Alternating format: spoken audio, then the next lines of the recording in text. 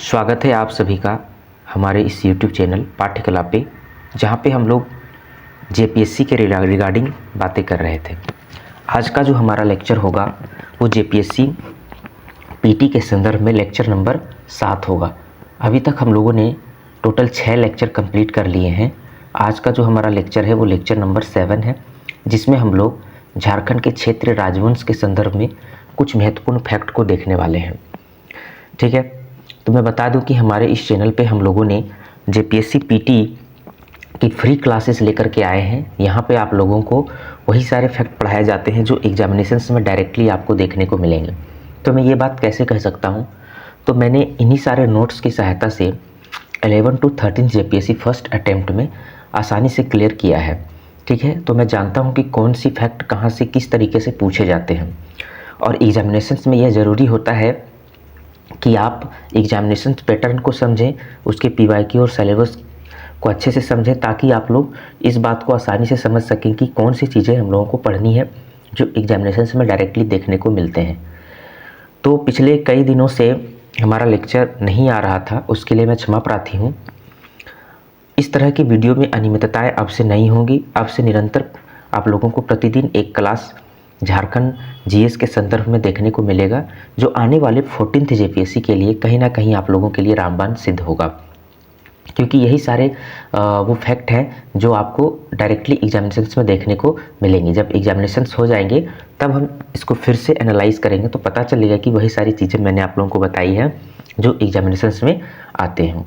ठीक है, तो आप हमारे इस चैनल पे प्लेलिस्ट पे जा करके टोटल 7 वीडियो उसमें पड़े होंगे, जिसमें एक वीडियो मैंने बताया था कि कैसे मैंने किस तरीके से मैंने स्ट्रेटजी बनाई थी 11 to 13 जेपीएससी को क्वालिफाई करने का, और मैं सक्सेस भी रहा। और उसके बाद 6 लेक्चर उसमें दिया गया होगा, और आज का जो हमारा लेक्चर है वो 7वां लेक्चर होगा, जिसमें हम लोग झारखंड के क्षेत्र राजवंश के संदर्भ में कुछ महत्वपूर्ण टॉपिक को, कुछ महत्वपूर्ण फैक्ट्स को देखेंगे। ठीक है, अगर आप कोई भी पुस्तक को उठा के देखते हैं तो यही टॉपिक अगर आप पढ़ेंगे वहाँ पे, तो 15 से 20 पेज में आप लोगों को इतना सारा फैक्ट मिलेगा। ठीक है, और मैं उन 15 से 20 फैक्ट को मैंने केवल और केवल 3 पेज में, है ना, बेसिकली 3 पेज में मैंने एक तरीके से क्या किया है, कंसाइज कर दिया है, ताकि आप लोग क्या कर सकें, वो 15 पेज जैसे बल्कि नोट्स को पढ़ने में आप लोगों को कोई कठिनाइयाँ ना हो। ठीक है, तो आप हम लोग हमारे चैनल के माध्यम से अपने एग्जामिनेशंस को अच्छी तैयारी दे सकते हैं। इसके लिए आप लोग हमारे इस चैनल को लाइक करें, शेयर करें, सब्सक्राइब करें। ठीक है, और यहाँ पे वही सारे फैक्ट लिखा गया है। मैंने उस 15 से 20 पेज से एक तरीके से एक्सट्रैक्ट करके निकाला है सारे फैक्ट को, सारे कॉन्सेप्ट को, और मैं बताऊँगा कि किस तरीके का प्रश्न बनते हैं, है ना, और मैं दिखाऊँगा, क्योंकि सामान्यतः देखा गया है कि ये जो टॉपिक है झारखंड का क्षेत्रीय राजवंश, यहाँ से 1 से 2 प्रश्न ही बनते हैं, ज़्यादा प्रश्न यहाँ से नहीं बनते हैं। ठीक है, ऐसे में 15 से 20 पेज अगर हम पढ़ने जाते हैं तो काफ़ी टाइम लग जाता है, और उतना याद रखने में भी काफ़ी कठिनाई होगी। तो मैंने वही सारे फैक्ट को वहाँ से निकाल करके यहाँ पे आप लोगों के समक्ष रखा है, जो आप लोगों के लिए काफ़ी लाभदायक होगा। आप लोग शॉर्ट नोट्स बनाते चलें इसी तरह, और आप लोग रिवीजन करने में करते चले, ताकि लास्ट वे में जब आप लोग पढ़ेंगे तो आसानी से चीज़ों को समझ पाएंगे। ठीक है, तो चलिए हम लोग शुरुआत करते हैं। तो आज हम लोग पढ़ेंगे झारखंड का मुंडा राज, है ना। तो देखिए क्या है कि झारखंड में जो सबसे पहले राज किया था तो वो कौन वंश थे, तो मुंडा वंश थे। जो झारखंड में सबसे पहले राज करने वाले कौन वंश थे, मुंडा वंश थे। तो इनके बारे में कुछ फैक्ट हैं जो आप लोगों को याद रखनी चाहिए, कि मुंडाओं को ही सबसे पहले राज्य निर्माण की प्रक्रिया शुरू करने का श्रेय दिया जाता है। ठीक है, ऐसा माना जाता है कि मुंडाओं ने ही झारखंड में राज्य निर्माण करने की प्रक्रिया की शुरुआत करी। ठीक है, तो पहला फैक्ट आप लोगों को ये याद रखना है कि मुंडाओं ने ही सर्वप्रथम राज्य निर्माण की प्रक्रिया शुरू करी। ठीक है, उसके बाद एक था मुंडा सरदार थे, रीता मुंडा। इनका नाम याद रखना आपको, रीता मुंडा, ये मुंडा सरदार थे। या इन्हें कहीं कहीं किताबों में रीसा मुंडा के नाम से भी जाना जाता है। ठीक है, तो ये दोनों नाम एक ही व्यक्ति का है, याद रखें। तो रीटा मुंडा या रीसा मुंडा को ही राज्य निर्माण की प्रक्रिया शुरू करने का श्रेय दिया जाता है। तो आप इस फैक्ट को भी आप लोग याद रख सकते हैं कि वो कौन से व्यक्ति थे मुंडा वंश के, जिन्हें राज्य निर्माण की प्रक्रिया शुरू करने का श्रेय दिया जाता है। तो वो व्यक्ति थे रीता मुंडा या फिर रीसा मुंडा।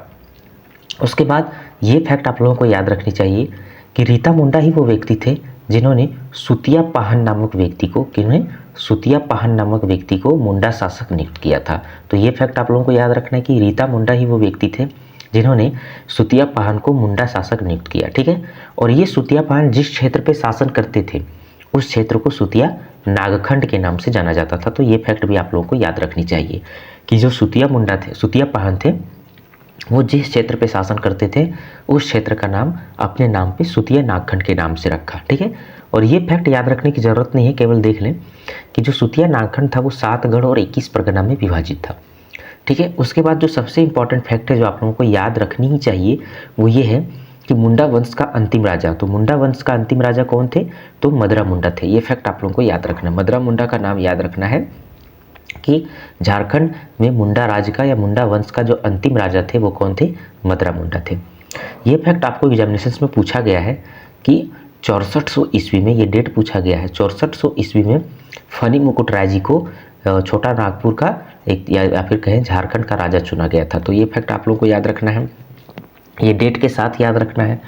तो इनमें से एक फैक्ट याद ये भी रखना है कि मदरा मुंडा ने ही, जो मुंडा वंश के अंतिम राजा थे, उन्होंने ही 6400 ईस्वी में फनी मुकुट राय जी को राजा चुना था। ठीक है, तो मुंडा वंश से आपको केवल इतनी ही फैक्ट याद रखनी है। ठीक है, और इतनी ही फैक्ट से आप लोगों को एग्जामिनेशंस में क्वेश्चंस देखने को मिलेंगे। तो ज़्यादा फैक्ट मैं नहीं बता रहा हूँ, केवल वही चीज़ें आप लोगों को बता रहा हूँ जो आपको एग्जामिनेशंस में डायरेक्टली काम आएंगे, है ना। अब हम लोग देखते हैं जहाँ से ज़्यादा प्रश्न बने हैं एग्जामिनेशंस में, है ना। जब भी आप लोग पढ़ेंगे तो छोटा नागपुर का नागवंश को अच्छे से पढ़ना है, ये काफ़ी इंपॉर्टेंट हो जाता है झारखंड के एग्जामिनेशन पर्सपेक्टिव से। छोटा नागपुर का नागवंश, यहाँ से प्रश्न सामान्यतः सभी एग्जामिनेशंस में देखने को मिलते हैं। तो क्या क्या फैक्ट इसके संदर्भ में आपको याद रखनी है? तो मुंडा राज्य के बाद स्थापित हुआ, तो जैसा कि हमने बताया कि पहला वंश मुंडा वंश था, तो मुंडा वंश के बाद, है ना, मुंडा वंश के बाद छोटा नागपुर का नागवंश स्थापित हुए। ठीक है, कब हुए? तो ये फैक्ट देखिए आपका एग्जामिनेशन में पूछा गया है 6400 ईस्वी में फनी मुकुट राय जी ने, किनके द्वारा? फनी मुकुट राय जी ने इनकी स्थापना करी। तो ये फैक्ट आपको याद रखना है कि छोटा नागपुर के नागवंश की स्थापना 6400 ईस्वी में फनी मुकुट राय जी के द्वारा किया गया। तो ये दोनों फैक्ट आपका आया हुआ फैक्ट है, तो याद रखना है। सामान्यतः जब आप एग्जामिनेशन पैटर्न को देखेंगे तो ये जो क्षेत्रीय राजवंश के संदर्भ में जो प्रश्न पूछी जाती है वो पूछा जाता है दो चीज़ों को लेकर के। एक आपका इसके संस्थापक कौन थे और कब स्थापना करी, पहला, और दूसरा पूछा जाता है कि राजधानी किसके समय में कौन सी राजधानी थी। तो जब भी आप क्षेत्र राजवंश, जब रीजनल डायनेस्टी झारखंड का आप लोग पढ़ेंगे तो आपको दो फैक्ट याद रखना है। पहला कि कौन सा वंश को की स्थापना कब और किसने करी, और दूसरा किसके समय में कौन सी राजधानी हुआ करता था, है ना। तो दो फैक्ट आपको याद रखना है। तो उसी तरह से ये याद रखना है आप लोगों को कि 6400 ईस्वी में फनी मुकुट राय जी के द्वारा नागवंश, छोटा नागपुर के नागवंश की स्थापना करी गई। ये फैक्ट आया हुआ फैक्ट है आपका एग्जामिनेशन में कि छोटा नागपुर के नागवंश की राजधानी कौन थी, तो सुतियाम्बे। तो मैंने बताया ना कि राजधानी अक्सर पूछा जाता है, तो याद रखना है छोटा नागपुर के नागवंश की राजधानी सुतियाम्बे थी, और ये प्रथम राजधानी मानी जाती है इनकी, है ना, कि ये प्रथम राजधानी थी सुतियाम्बे। उसके बाद ये फैक्ट याद रखना है, जे रीड, ये एक विद्वान थे। जे रीड के अनुसार, जे रीड का मानना है कि नागवंशी राज्य की स्थापना कब हुई है, 10वीं सदी में, ईस्वी में हुई है। तो ये फैक्ट आप लोगों को याद रखना, ये आया हुआ फैक्ट है जेएसएससी के एग्जामिनेशंस में, हो सकता है जेपीएससी इसको पूछ दे, तो याद रखना है। जे रीड, ये विद्वान का नाम याद रखना है। इनके अनुसार छोटा नागपुर के नागवंश की स्थापना कब हुई है, 10वीं सदी के आसपास हुई है, ये मानते हैं। तो ये फैक्ट याद रखना। अब देखिए, जैसा कि मैंने जब पिछले लेक्चर्स में मध्यकालीन इतिहास के बारे में हम लोग देख रहे थे तो उसमें मैंने बताया था कि झारखंड में आपका क्या देखा जाता है कि शेरशाह के संबंध में बहुत सारे प्रश्न पूछे जाते हैं। तो जब भी आप मध्यकाल को पढ़ें तो जहाँ पे शेरशाह आ जाए उनको अच्छे से पढ़ना है, क्योंकि देखा गया है कि शेरशाह के संबंध में बहुत सारे प्रश्न झारखंड के एग्जामिनेशन में पूछे जाते हैं।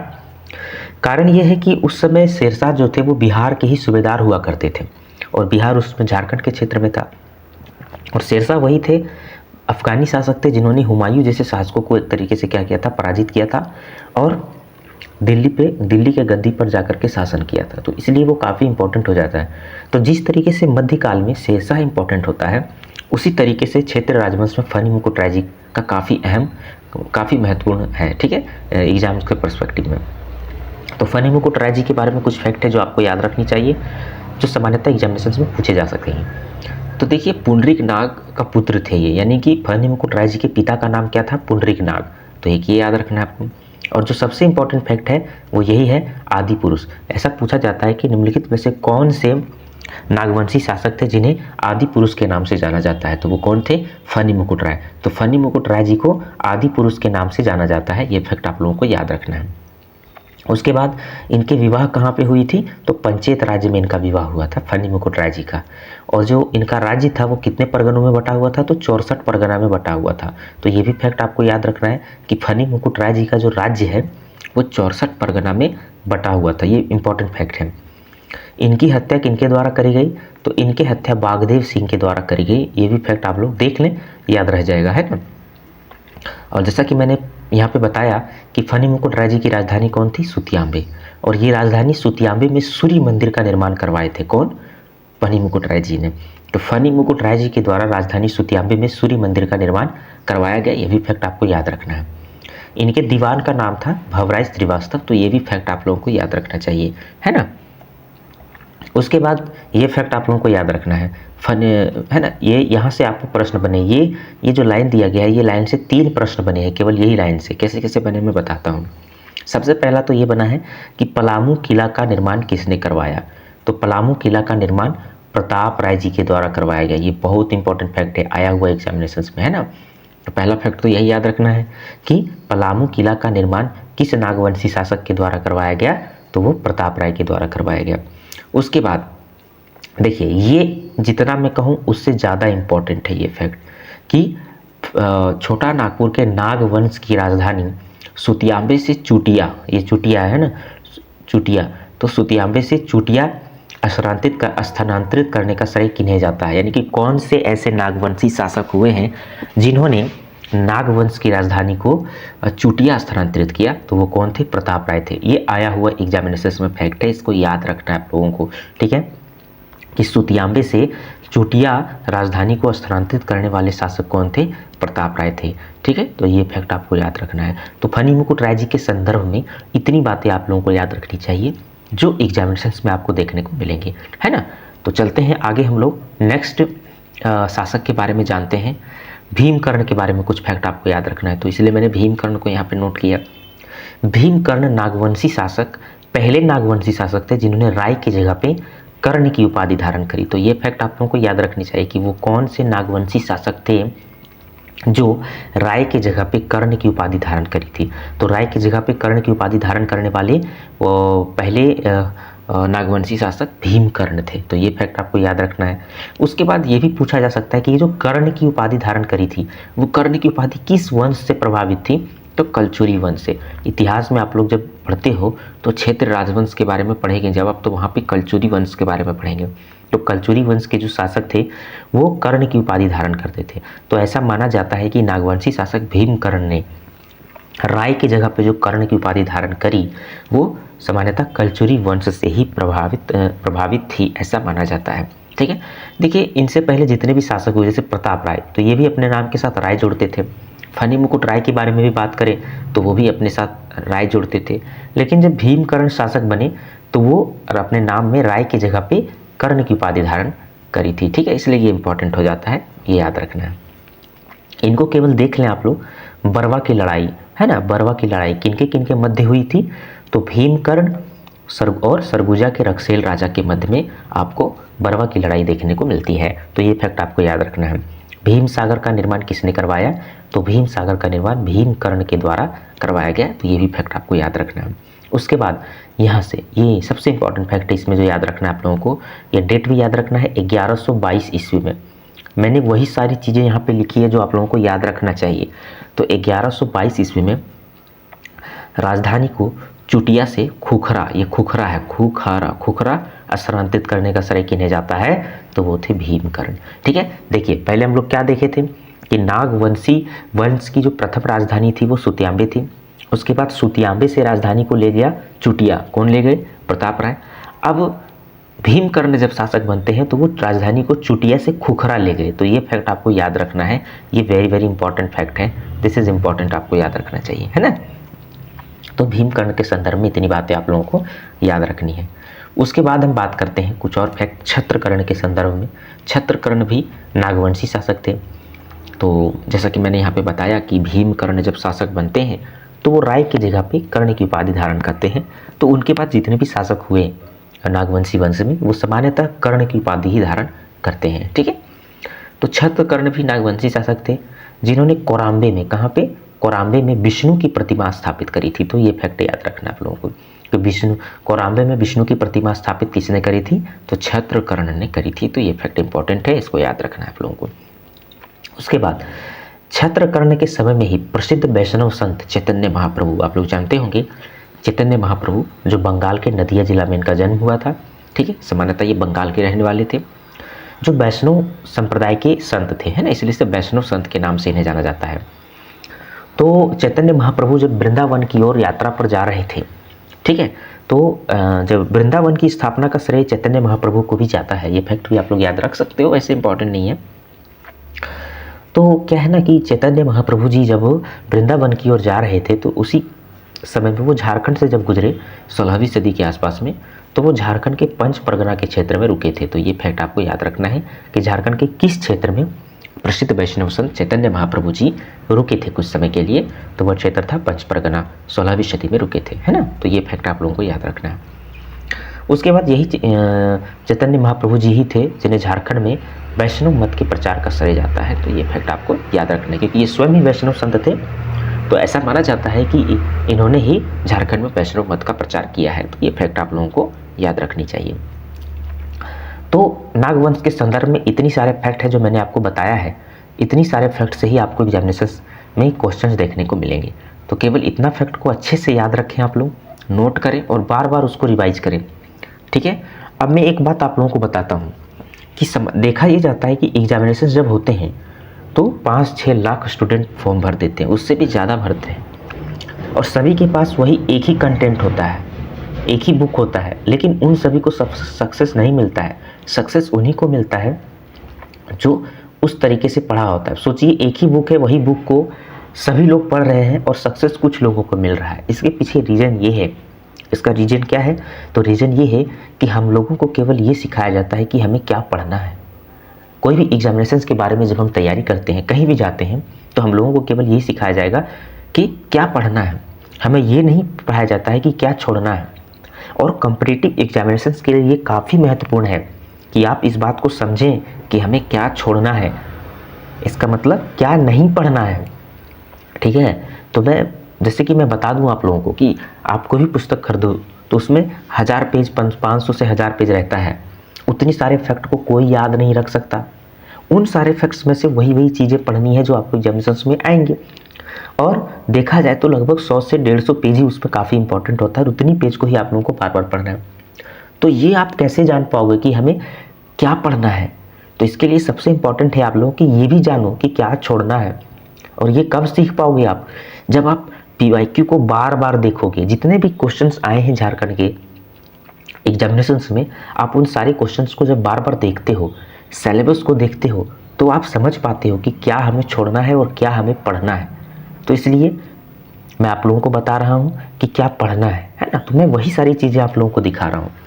चलिए, तो यहाँ से देखिए, मैं बताया कि राजधानी के संदर्भ में बहुत सारे प्रश्न देखने को मिलते हैं एग्जामिनेशंस में। तो पहला फैक्ट तो ये याद रखना है कि नागवंश की पहली राजधानी सुतियाम्बे और अंतिम राजधानी रातूगढ़। तो ये दोनों फैक्ट आपको याद रखना। उसके बाद जो याद रखना है, सुतियाम्बे किस शासक के समय में राजधानी हुआ करता था? तो फनी मुकुट राय जी के शासनकाल में। चुटिया राजधानी किसके समय में हुआ करता था? प्रताप राय के समय में। खुखरा राजधानी किसके समय में हुआ करता था? भीमकर्ण के समय में। ये इंपॉर्टेंट है। दोईसा या दोईसा किसके समय में राजधानी हुआ करता था? दुर्जन शाह में। दा से दोईसा, दा से दुर्जन। पालकोट किसके समय में राजधानी हुआ करता था? यदुनाथ शाह। पालकोट भैरव किसके समय में राजधानी हुआ करता था? जगन्नाथ शाह। और अंतिम राजधानी रातूगढ़ किनके समय में था? उदयनाथ शाह के समय में। तो ये फैक्ट आप लोगों को याद रखनी चाहिए जो काफ़ी इंपॉर्टेंट है। इसको इस तरह से पूछा जा सकता है कि नागवंश की राजधानी को खुखरा से दोईसा स्थानांतरित करने वाले शासक कौन थे? तो खुखरा से दोईसा, तो याद रखना है दुर्जन शाह। इसको इस तरीके से भी पूछा जा सकता है कि नागवंश की राजधानी पालकोट से पालकोट भैरव स्थानांतरित करने वाले शासक कौन थे? तो जगन्नाथ शाह। तो इसको कई तरीके से प्रश्न पूछे जा सकते हैं। ये स्लाइड आप लोगों के लिए काफ़ी इंपॉर्टेंट है, इसको आप लोग अच्छे से याद रखें, ये यहाँ से प्रश्न आपको बनेंगे। ठीक है, और भी कुछ फैक्ट है नागवंश के संदर्भ में, अभी हम लोग उसको देखते हैं। ठीक है, अब हम लोग उसको देखते हैं। कुछ फैक्ट मैंने यहाँ पे लिखा है आप लोगों के लिए जो एग्जामिनेशंस के पॉइंट ऑफ व्यू से काफ़ी इंपॉर्टेंट है ना। तो चलिए हम लोग देखते हैं। तो यहाँ पे जैसे कि नागवंश के संदर्भ में ही कुछ फैक्ट है। एक शासक का नाम याद रखना है, शरणनाथ शाह के बारे में, है ना। तो शरणनाथ शाह के समय में ही जमींदारी प्रथा का उन्मूलन हुआ ऐसा माना जाता है। ठीक है, तो ये पॉइंट याद रखना है। उसके बाद देखिए ये एक लाइन है, लेकिन इसमें 3 प्रश्न अभी तक बनाए जा चुके हैं केवल ये लाइन से। क्या याद रखना है कि नागवंशी शासक ठाकुर एनीनाथ शाहदेव के समय में 1691 में, याद रखना है ये डेट को, 1691 में जगन्नाथ मंदिर का निर्माण करवाया गया। कहाँ पे? रांची में। तो इससे प्रश्न आए हुए हैं, 3 तरह के प्रश्न आए हुए हैं। कैसे कैसे देखिए, पहला तो यही पूछा है कि प्रसिद्ध जगन्नाथ मंदिर झारखंड के किस स्थान पे अवस्थित है या स्थित है? तो याद रखना है जगन्नाथ मंदिर कहाँ पे है? रांची में है। तो पहला फैक्ट तो यही याद रखना आपको। उसके बाद ये पूछा गया है जगन्नाथ मंदिर का निर्माण कब करवाया गया? ठीक है, तो 1691 में, ये डेट भी आया हुआ है आपका। दूसरा तरह का प्रश्न। तीसरा तरह का पूछा गया है कि जगन्नाथ मंदिर का निर्माण 1691 में किस शासक के द्वारा करवाया गया? तो ठाकुर एनीनाथ शाहदेव जी के द्वारा करवाया गया। तो यही लाइन है और इसी से 3 प्रश्न पूछे जा चुके हैं। तो सोचिए कि कितना इंपॉर्टेंट है ये। और इनके संदर्भ में कुछ बातें याद रखनी है कि ठाकुर एनीनाथ शाहदेव की जो राजधानी थी वो कहाँ थी? सतरंजी। ये फैक्ट याद रखना है। और ये जो सतरंजी है वो किस नदी के किनारे अवस्थित थी? तो स्वर्ण रेखा नदी के किनारे अवस्थित थी सतरंजी। ये फैक्ट याद रखना। हटिया बाजार को किसने बसाया? तो हटिया बाजार को भी ठाकुर एनीनाथ शाहदेव ने बसाया। और ये मैंने बता दिया कि नागवंश की अंतिम राजधानी रातूगढ़ और प्रथम राजधानी सुतिया में। तो यहाँ से ये फैक्ट आप लोगों को याद रखनी चाहिए, है ना। अब चलते हैं हम लोग कुछ और इम्पोर्टेंट के बारे में। तो पलामू के रक्सेल वंश, तो यहाँ से याद रखना है। देखिए यहाँ से भी प्रश्न बनाए जा सकते हैं और आप कंफ्यूज हो जाओगे अगर आप इस तरीके से नहीं पढ़ोगे। तो क्या बनाए जा सकते हैं कि रक्सेल वंश कहाँ पे शासन करता था? ऐसा भी प्रश्न बना है झारखंड के एग्जामिनेशंस में। तो याद रखना है रक्सेल वंश पलामू में शासन करते थे, है ना। तो रक्सेल वंश कहाँ पे शासन करते थे? पलामू में। तो रक्सेल वंश के संदर्भ में कुछ बातें आप लोगों को याद रखनी चाहिए। रक्सेल वंश के लोग स्वयं को राजपूत कहते थे, पहला फैक्ट। रक्सेल वंश की 2 शाखा थी, देवगन और कुड़ेलवा। ज़्यादा इंपॉर्टेंट नहीं है, केवल देख लें आप लोग। सबसे इंपॉर्टेंट जो ये याद रखना आपको कि 16वीं सदी में, कब? 16वीं सदी में। 16वीं सदी कहने का तात्पर्य क्या है?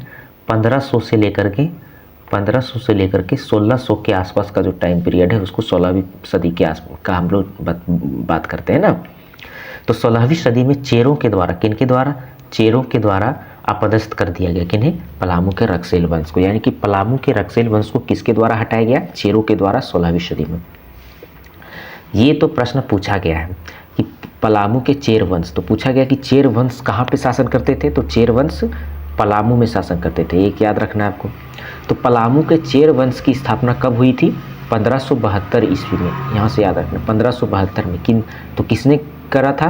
तो भागवत राय जी के द्वारा। ये आया हुआ फैक्ट है ना, कि चेर वंश की स्थापना किसने करी? तो चेर वंश की स्थापना भागवत राय ने करी। कब? 1572 में। याद रखना है। तो यहाँ से कुछ फैक्ट आप लोगों को याद रखना है। उसके बाद सिंहभूम के सिंह वंश के बारे में हम लोग देखते हैं। कुछ इंपॉर्टेंट फैक्ट है जो आप लोगों को याद रखनी चाहिए। तो देखिए हो जनजाति, जब हम आगे पढ़ेंगे तो जनजाति के संदर्भ में बहुत सारी चीज़ों को पढ़ेंगे, जिसमें संथाल, उरांव, हो, सबर, है ना, इन सारी जनजातियों के बारे में विस्तृत रूप से अध्ययन करेंगे। तब हम लोग वहाँ पे देखेंगे। तो हो जनजाति के जो देवता हैं उन्हें सिंहभोंगा बोला जाता है। ठीक है, यानी कि हो जनजाति के लोग जिस देवता को पूजते हैं वो कौन से देवता है? तो वो सिंहभोंगा है। तो ऐसा माना जाता है कि सिंहभूम का नाम हो जनजाति के देवता सिंहभोंगा के नाम पर ही पड़ा है। तो ये फैक्ट आप लोग याद रखें। ये देखिए इंपॉर्टेंट है, ये आया हुआ प्रश्न है, वंश प्रभा लेखन। ये वेरी वेरी इंपॉर्टेंट है, इसको याद रखना है आप लोगों को। वंश प्रभा लेखन एक ग्रंथ है। ये क्या है? एक वंश प्रभा लेखन एक ग्रंथ है। ठीक है, और इस ग्रंथ में क्या है? तो इस ग्रंथ में सिंह वंश का वंशावली दिया गया है। तो याद रखना है, पूछा गया है कि वंश प्रभा लेखन किस वंश से संबंधित है? तो वंश प्रभा लेखन नामक ग्रंथ सिंह वंश से संबंधित है, ये याद रखना आप लोगों को। इसकी 2 शाखा थी, पहली शाखा के संस्थापक काशीनाथ सिंह और दूसरी शाखा के संस्थापक 1205 में दर्प नारायण सिंह थे, है ना। तो इसमें सबसे इंपॉर्टेंट फैक्ट है जो आपको याद रखना है वो ये याद रखना है, अच्युत सिंह सिंह वंश के शासक थे। इन्हीं के समय में पौरा देवी को सिंह वंश के कुल देवी के रूप में मान्यता प्राप्त हुई। तो ये याद रखना है, पूछा गया है कि सिंह वंश के कुल देवी के रूप में किन्हें माना जाता है, तो सिंह वंश के कुल देवी के रूप में पौरा देवी को माना जाता है, ठीक है। तो पौरा देवी का नाम आप लोगों को याद रखना है। तो यहाँ से भी आपका कुछ प्रश्न बनेंगे और ये प्रश्न तो सदाबहार प्रश्न है, लगभग प्रत्येक एग्जामिनेशन में पूछा गया है कि सरायकेला राज्य की स्थापना किसने करी। तो याद रखना है सरायकेला राज्य की स्थापना विक्रम सिंह के द्वारा करी गई। तो ये फैक्ट आपको याद रखना है ना कि सरायकेला राज्य की स्थापना किसके द्वारा करी गई, तो विक्रम सिंह के द्वारा करी गई सरायकेला राज्य की स्थापना, डायरेक्ट आपको याद रखना है। उसके बाद मान वंश के बारे में कुछ प्रश्न है जो यहाँ से बनेंगे। मानभूम का मान वंश, तो मानभूम वाला रीजन देखिए, अभी जो वर्तमान में धनबाद और हजारीबाग वाला रीजन है, धनबाद वाला रीजन मेनली उसे उसमें मानभूम कहा जाता था। तो मानभूम में जो वंश शासन करते थे वो मान वंश थे। तो मान वंश के शासक को अत्यंत अत्याचारी शासक के नाम से जाना जाता है, ठीक है। तो अत्यंत अत्याचारी शासक किसे कहा जाता है, मान वंश के शासकों को। तो इसकी जानकारी हमें 2 शिलालेख से मिलती है, एक दूधपानी शिलालेख और गोविंदपुर शिलालेख। ये याद रखने की जरूरत नहीं है, केवल ये याद रखना है कि दूधपानी शिलालेख कहाँ से संबंधित है, तो कहाँ से, हजारीबाग से। याद रखना है दूधपानी शिलालेख हजारीबाग से और गोविंदपुर शिलालेख धनबाद से, ये याद रखना है आप लोगों को। और ऐसा देखा गया है कि 10वीं सदी में जो भूमिज आंदोलन हुआ, तो ऐसा माना जाता है कि भूमिज आंदोलन यही राजवंश के अत्याचार के कारण पनपा था। तो जब हम लोग देखेंगे विद्रोह के बारे में, तो वहाँ पे ढाल विद्रोह, संथाल विद्रोह, हूल विद्रोह, बिरसा मुंडा उलगुलान, ये सब चीज़ों को देखेंगे तो वहीं पे हम लोग भूमिज आंदोलन को पढ़ेंगे, है ना। तो उसी में हम लोग देखेंगे कि उसी में बोला गया कि यही भूमिज आंदोलन को शुरू करने का श्रेय, मतलब शुरू होने का कारण इन्हें ही माना जाता है, इनके अत्याचार को। और ये याद रखना है कि सबर जनजाति के लोगों को सबसे ज़्यादा प्रताड़ित किया था कौन, मान वंश के लोग। पंचेत राज्य जो था वो मान वंश का शक्तिशाली राज्य माना जाता था, तो मान वंश का शक्तिशाली राज्य पंचेत राज्य को माना जाता था। रामगढ़ राज्य के बारे में भी ये प्रश्न बनते हैं कभी कभी कि इसकी स्थापना कब हुई, ये डेट पूछा जाता है। तो 1368, ये डेट आप लोगों को याद रखना है एग्जैक्ट, 1368 में बाघदेव सिंह के द्वारा, ये भी पूछा गया है। तो 1368 में बाघदेव सिंह के द्वारा रामगढ़ राज्य की स्थापना हुई थी, ये फैक्ट आप लोगों को याद रखना है। रामगढ़ राज्य का जो सबसे ज़्यादा उत्कर्ष हुआ वो किनके शासनकाल में, दलेल सिंह के शासनकाल में। दलेल सिंह, जी हाँ, जब हम खोरठा के पढ़ेंगे तो खोरठा साहित्य में इनका बहुत ज़्यादा योगदान है, इसलिए इनको पढ़ा जाता है। रामगढ़ राज्य की पहली राजधानी कहाँ है, सीसिया, ये आया हुआ फैक्ट है, ये आया हुआ एग्जामिनेशन में, मैंने बताया था राजधानी पूछता है। तो रामगढ़ राज्य की जो पहली राजधानी थी वो सीसिया थी और अंतिम राजधानी पद्मा, दोनों फैक्ट याद रखना है, ये आया हुआ है। तो देखिए क्या है कि नागवंश के बारे में जब हम लोग पढ़े थे, वहाँ पे देखे थे कि रामगढ़ नागवंश के प्रथम राजधानी सुतियांबे थी और अंतिम राजधानी रातूगढ़। उसी तरह से रामगढ़ राज्य की प्रथम राजधानी सीसिया और अंतिम राजधानी पद्मा। तो ये दोनों फैक्ट याद रखना आपको। ये केवल देख लें कि 1947-37 में 1937 में रामगढ़ राज्य का शासक कौन था, कामाख्या नारायण सिंह। और ये आप लोगों को याद रखनी चाहिए, इंपॉर्टेंट है, हो सकता है पूछ दे, मुझे लगता है कि ये पूछेगा एक बार। 26 जनवरी 1955 को रामगढ़ राज्य को समाप्त कर दिया गया। ये फैक्ट आप लोगों को याद रखनी चाहिए कि रामगढ़ राज्य को कब समाप्त करा गया, तो 26 जनवरी 1955 को रामगढ़ राज्य को समाप्त कर दिया गया। तो रामगढ़ राज्य के संदर्भ में इतनी सारे फैक्ट हैं जो आप लोगों को याद रखना चाहिए, ठीक है।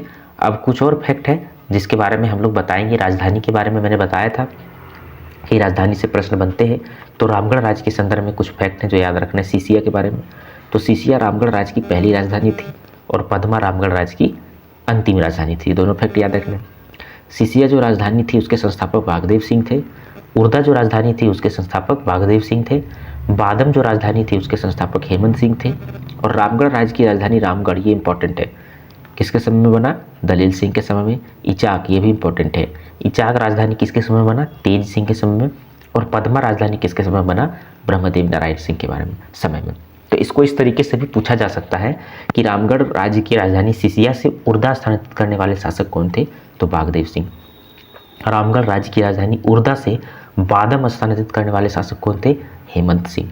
रामगढ़ राज्य की राजधानी बादम से रामगढ़ स्थानांतरित करने वाले शासक कौन थे? दलेल सिंह। तो इस तरीके से भी उसको प्रश्न को पूछा जा सकता है ना, तो ये आपको याद रखना है। तो राजधानी वाला ये इंपॉर्टेंट है, इस स्लाइड को आप लोग अच्छे से नोट करें, इसी तरीके से और याद करें, है ना। कुछ और फैक्ट है, 2-3 फैक्ट जो आप लोगों को याद रखनी है खड़गडिहा राज्य के संदर्भ में। यहाँ से भी कुछ फैक्ट बने हैं। खड़गडिहा राज्य की स्थापना कब हुई? तो 15वीं सदी में। और कौन किया था? हंसराज देव ने। तो ये 2 फैक्ट आपका बना हुआ है, ये दोनों पूछा गया है कि खड़गडिहा राज्य की स्थापना कब हुई? 15वीं सदी में। किनके द्वारा? हंसराज देव के समय द्वारा। ये केवल देख लें कि हंसराज देव मूलतः दक्षिण भारत के निवासी थे, है ना, याद रखना। उसके बाद ढाल के ढाल वंश के संदर्भ में कुछ बातें आप लोगों को याद रखनी है। ढाल वंश जो है वो वर्तमान में सिंहभूम के क्षेत्र में विस्तारित है ना। और ये ढाल वंश के समय में नरवली प्रथा का प्रचलन था। ये फैक्ट आप लोगों को याद रखना है कि जो ढाल वंश के समय में ही नरवली प्रथा का प्रचलन था। ये फैक्ट आपको इंपॉर्टेंट है, इसको याद रखना है कि नरवली प्रथा किस वंश के समय में विद्यमान था? तो वो ढाल वंश के समय में। जैसे कि मैं बता दूं आप लोगों को, जब हम लोग झारखंड के मैप को देखते हैं, है ना, तो मैं कुछ दिखाता हूँ आप लोगों को। तो सिंहभूम वाला रीजन जब आप देखेंगे तो ये वाला रीजन जो सिंहभूम वाला रीजन है ना, तो यहाँ पे क्या देखा गया है कि यही क्षेत्र में आपका ढाल वंश शासन करते थे, है ना। तो ये याद रखना है। तो नरवली प्रथा इनमें विद्यमान थी। उसके बाद पंचेत राज्य के बारे में कुछ बातें याद रखनी है। तो मानभूम का सर्वाधिक शक्तिशाली राज्य था। हमने आगे पीछे भी देखा था कि मानभूम वंश का सबसे शक्तिशाली राज्य पंचेत राज्य हुआ करता था। ये फैक्ट याद रखना है, आया हुआ है कि पंचेत राज्य का राज्य चिन्ह क्या था? तो पंचेत राज्य का राज्य चिन्ह कपिला गाय का पूंछ था। कपिला गाय का पूंछ या फिर चवर, ये दोनों में से कोई एक याद रखना आपको, कपिला गाय का पूंछ या चवर। देखिए चवर क्या होता है, जब आप देखते होंगे पहले जब कोई शासक होते थे तो उसके बगल में 2 दासियां होती थी जो अपने हाथों में चवर लेकर के, इस तरह का चवर होता था, वो हाथों में चवर लेकर के ऐसे करके राजा को मतलब राजा को के बगल में खड़ा होकर के उन्हें हवा देते रहती थी, है ना, इसके थ्रू। तो यही चवर कहा जाता था। तो कपिला गाय के पूंछ या चवर भी जो थी राज्य चिन्ह, वो पंचेत राज्य की राज्य चिन्ह थी। ये याद रखना आपको। गौमुखी राजा, तो पंचेत राज्य के राजाओं को गौमुखी राजा के नाम से जाना जाता था। तो पंचेत राज्य के जो राजा थे उन्हें गौमुखी राजा के नाम से जाना जाता था। तो ये फैक्ट आप लोगों को याद रखनी है। तो क्षेत्रीय राजवंश के संदर्भ में केवल इतनी ही सारी फैक्ट हैं जो आप लोगों को अच्छे से नोट करने हैं और याद रखना है। 15 से 20 पेज को पढ़ने के बाद मैंने एक्सट्रैक्ट किया है इसको। ये एक तरीके से आप कह सकते हैं कि मक्खन है, केवल वही चीज़ें जो आप लोगों को एग्जामिनेशन में पूछे जाएंगे और किस तरीके से पूछे जाएंगे वो भी मैंने आप लोगों को बता दिया। अब हम बता देते हैं आप लोगों की, मैंने यहाँ पर कई दिनों से इरेगुलर हो चुका है हमारा वीडियो, अब कल से रेगुलर वे में देखने को मिलेगा, है ना। दूसरी बात तो याद रखना है कि हम लोगों ने देखा था कि जेपीएससी पीटी में 2 पेपर होता है। तो पेपर 1 में जो आपका है वो वहाँ पे 10 प्रश्न ओवरऑल, और पेपर 2 में 100 का 100 प्रश्न झारखंड जीएस के संदर्भ में पूछा जाता है। यानी कि ओवरऑल देखा जाए तो जेपीएससी पीटी में 110 क्वेश्चन ऐसे हैं जो झारखंड बेसिस पे पूछा जाता है।